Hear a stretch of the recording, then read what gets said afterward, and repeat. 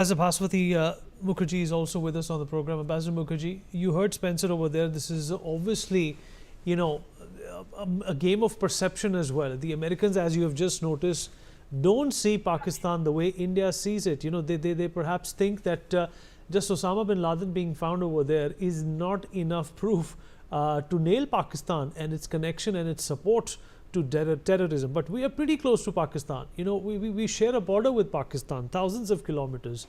We understand what this country is all about. We understand their pathology. We understand their modus operandi as well. What do you make of what Spencer said, ma'am? And secondly, let's also talk about our outreach in the United States. Is it going to have any effect on the way Americans have dealt with Pakistan?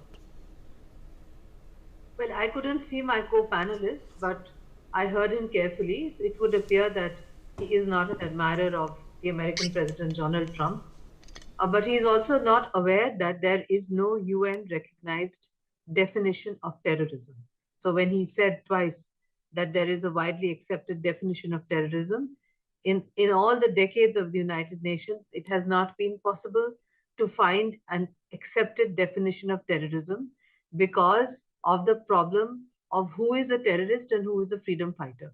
And this was particularly so when 2/4 of the world was under colonial rule. Secondly, our American guest seems to ignore or sideline the fact that for the United States, regardless of which administration it is, Trump or anyone else, international law exists according to what is good for America's national interests and the rest. In other words, the United States looks at the world through two kinds of glasses. One, when their national interests are concerned, then it's completely kosher to go after Osama bin Laden, find him in a compound, not inform the host country, that is Pakistan, that they're going to go in and kill him, and then to say that that is fine, that is the way America defines its national interest, going after terrorists, which is something which we fully understand.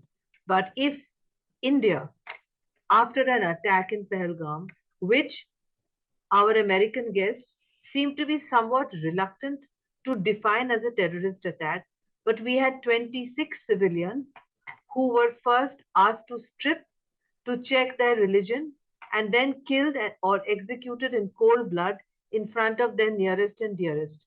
If that is not a chilling terrorist attack, just like 9/11, then I don't know what the Americans would like to define as a terrorist attack. Secondly, when we went after the terrorist hideouts and took them out, our American guest says that it's difficult for him to understand or Americans to understand because there is no independent reporting. But there is huge independent reporting. There are conflicting reports in India. It's a vibrant democracy. There are people who are saying this is the narrative coming from Pakistan. Is it correct or is it wrong? Then there are others who are explaining that the narrative from Pakistan is wrong. So I think that probably our American guest possibly thinks that India and Pakistan are very similar countries. He's hyphenating India and Pakistan. He thinks that because Pakistan has no free press, India has no free press. He thinks that because Pakistan is completely controlled by a man who's been made field marshal because he claims that he has won the war which he has lost, so India should be the same.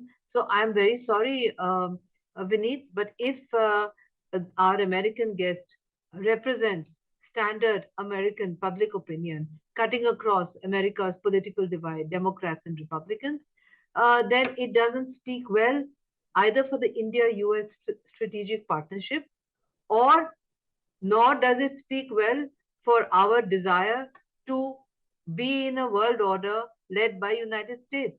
Because if we are to be in such a world order, we would have to be an inferior partner and accept that international law is one way for the Americans and the other way for us. And I think as a respectable country of 1.4 billion people, the world's largest democracy, we are not prepared to accept that. So the Americans, I'm very sorry, will have to change the way they think. That is possibly difficult because from President Trump's announcements, where he keeps saying that India and Pakistan have fought for 1,000 years, I have to come to the conclusion that neither history nor geography is taught in schools in the United States. Because I cannot imagine an American president, the world's most powerful country, does not know that Pakistan was created in 1947 and that we have not been fighting for 1,000 years.